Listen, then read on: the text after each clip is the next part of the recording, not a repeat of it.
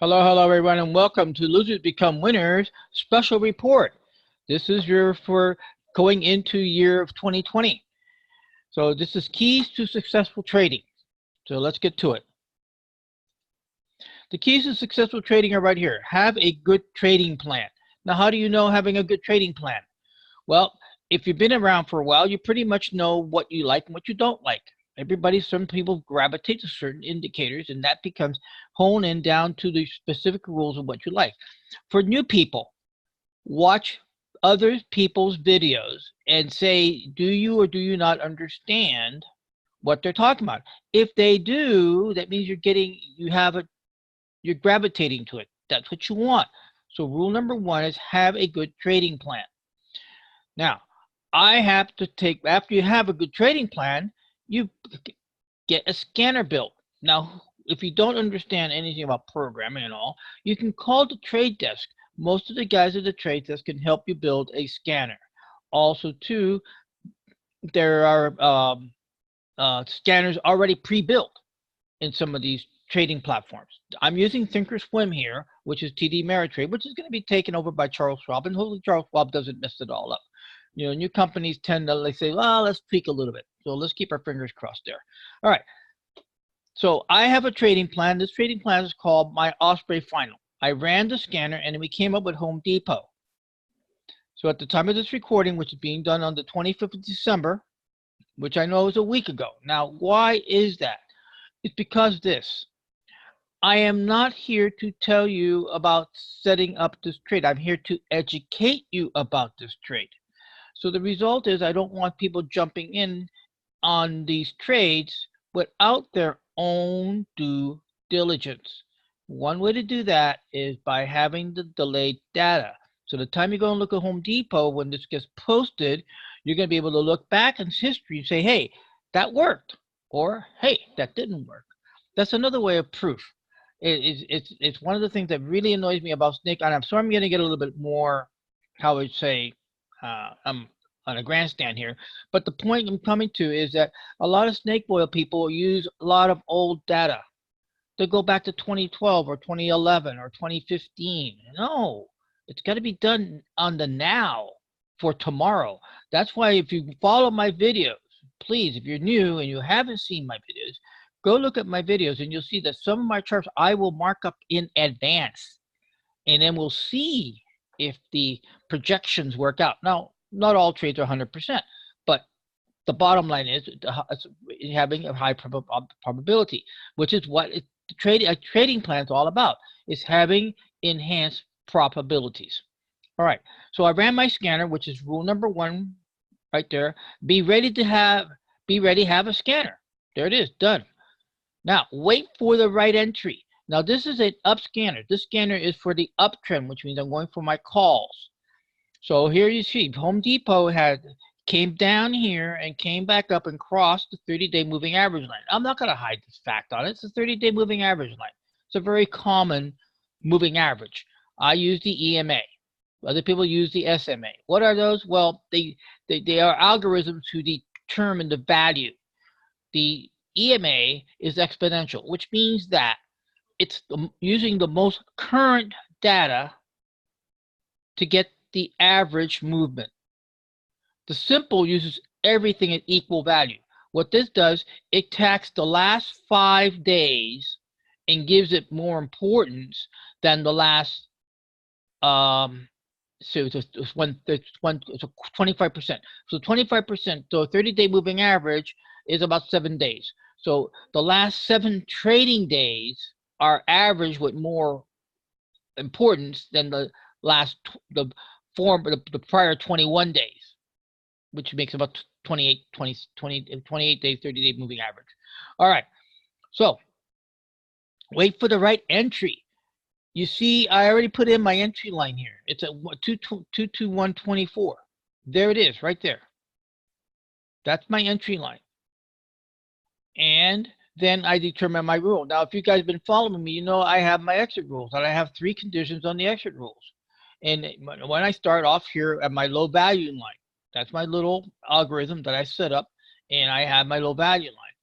And also, too, if you've been following my my operation. No, that's the option trade. There you go. You know, 67. So look at my last video, December 24th, the Christmas Eve video. XLV is at 67. You'll get plenty of explanation there. But the bottom line is that when this goes, like, see these guys right here, they're negative. They're down here. When they reach up into the profit zone, like save, then I move my stop in this area. And then when I cross over 30% moving average, then I go to my last bar low. Last bar low is not a big secret, okay? It's not. It's just where you draw the line. That's the point. Where do you draw the line for it? Remember, we're going to come here to number 4. Have your exit rules. That's what we're talking about. One of the keys to success is have your exit rules, and have your exit rules so you take the profit off the table. Here's one of the biggest problems, and it's really, really annoying.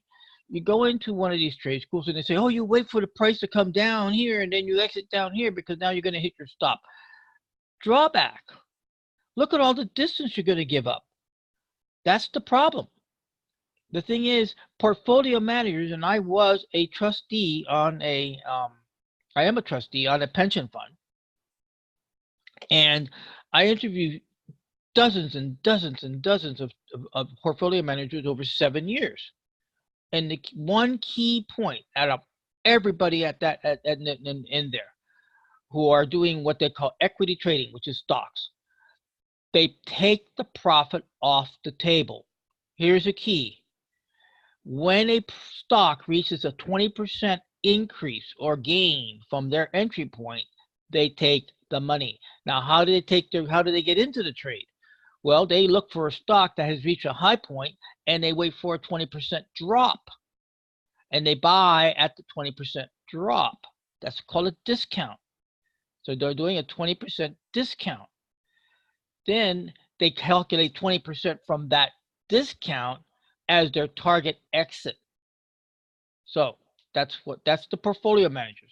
So we're a little bit in the same realm, but we are going to be using the reversals. Let it come down to us, because why? There are sometimes a stock, and you've seen it, we all seen it, it just goes way up here, and you're like, oh, when do I get out? Well, start using your last bar low. Draw a line in the sand, says that's it. You turn around, I'm taking my profit off the table. Position size, that's another key factor. How much money you have and how much you're willing to risk. Now, in options, it's a little bit different. In equities, they do the 1%. You can go look up Bill Polish. He talks about it. You just look up risk management. It's called risk management. And you can watch their videos, and they'll tell you about how many stocks to buy. When it comes to figuring risk management for options, it's a little bit more tricky. So I do the Warren Buffett rule. Warren Buffett doesn't do more than 10 trades at a time. That's it. He runs 10 trades at a time when he's in trading. And when he's in the trading mode, that's what he does. And his team will then be assigned to look on the to have to watch 10 positions. So what 10 means 10%. So yeah, you can allocate up to, you don't have to all the way, but you allocate up to 10% position size. Adjust stops. So as I mentioned earlier, it goes back to rule number 4. As this increases in winning, I will then look for my exit. That's it. I'll look for my exit, and when it reverses, I'm out. And if you go back and look at my videos, you see that. And if you really want to be, like, oh, I don't have all the time to watch all the videos. Hey, no problem. Look for the red sweater guy. Yes. Look for the red sweater. You see the red sweater guy? Well, that means my loss leader has now become a winner and gone to the winner's circle. And then you can check it right there and say, okay, I have, at this time going into 2020, 65 loss leaders. I started off with something around 70 or 72 when I first started my first videos back in early September. Yeah, isn't that something? September, October, November, 4 months on the air come January 6th. I'm quite charged with that. So that's those are your rules. Now, who is number 7? The 7th rule: be disciplined to take profit. That's number 7. Be disciplined to take profit. Let's put over here in the more bigger white zone. So that's what we're talking about. Be disciplined to take profit. A lot of people will sit there and say, oh, well, I want another dollar. I want another 50 cents. I want to make another 2%. And you know what's going to happen? It's going to turn around and take away your profit and take you down. I will admit to you, I have had beautiful trades and it turned around and gone belly up. And it's like, oh, it took me a long time to learn that discipline. That is one of the biggest disciplines in trading. Take your profit. It's your money. So you have every right to take it. It's the way I equate trading is like a poker game, except the difference is this. In poker, you got to show your cards. But in trading, all you have to do is say, you know what? I got enough money in the pot. I'm taking my part out. Done. And that's what collapsed prices. The first person to start pulling their money out of the pot, then you see the prices drop. Everybody else starts doing the same thing. So that's the point. So number 7 is be disciplined to take profit. And that is by knowing what you are looking for. What are your rules? What is your exit rule that you're going to adhere to and do? And my proof of the pudding has been my 4 months of videos where I have now reduced my number of lost leaders. We're now on the verge of another lost leader coming down, XLV. If I can get XLV to exit anywhere above 242, please go look at my December 24th video. You'll see it. I will have another lost leader off the books before January 1st. If it happens, it happens. And then I'll have only 64 lost leaders going into January. Well, that concludes the special report on the keys to successful trading. Find a trading plan that you understand. That is, you look at the charts and say, I can see the pattern. I can see that entry point. Be ready. Get a scanner built. Call for help. Wait for the right entry. Determine your entry point. Know your exit rules. What's your first exit, which is what I call down here? What's my second exit, which is what I call the profit zone? And then the high profit is my last bar low. I'm not going to hide the fact but I do have another high exit rule, which is my own, which I use an algorithm. And that algorithm then tells me if the last bar low is too low. That's right. Then we go to position size. Look at the videos. You can do that or keep it simple. Use the Warren Buffett rule. It's very simple. 10 trades at one time, 10% allocation or less. If you're little and if you're newer, for beginners, please start with one contract. Don't go, and also and keep within your 10% rule. So if you have, let's say, a $3,000 account, which a friend of mine does have, he will then allocate 10%, which means he will not buy an option that's more than $3. And you've seen them. You go back, look at my videos. There are options in there that didn't cost. Look right there. $359, $390. That's $390. That's $359. And there's some other options out there like USO. It's 80 cents, which means 100 shares, one contract is $80. You get started somewhere to start building your confidence. And then adjust your stops. Yes, this is daily check. You need to check your account on a daily basis. Now, we're not talking about lots of hours here. We're only talking about an hour. I have a student trader. He's 13 years old. If a 13-year-old can do it, you can do it. And he can set up a trade in 4 minutes. I kid you not. He runs his scanner. He gets his entry point. He gets his exit point. He goes to the options chain, picks out the options he's going to get. He puts in the number of contracts. He types up the order, puts in his notes, sends the order, comes back, and he marks the charts just like this. Entry, exit, and done. And in discipline to take profit. So when your bottom line starts moving up, Do it. If you see a pattern in here that you happen, like, let's say this doji, you see a doji there and you say, you know what? I'm a doji trader. There's people who are doji traders and say, okay, that's it. I'm going to go on a doji, because what's a doji? Doji means the market's not sure which way it's going to go. So the trader can say, you know what? I'm already making profit. I'm making money. You go below the doji line, I'm out. And that's it. Then he gets another doji here, goes there, boom. There's his out right there. Maybe he got into the trade down here off this doji going up right there. So the point is, you have to find your niche, you have to find your confidence, you have to find what you best understand. So those are the 7 keys to successful trading.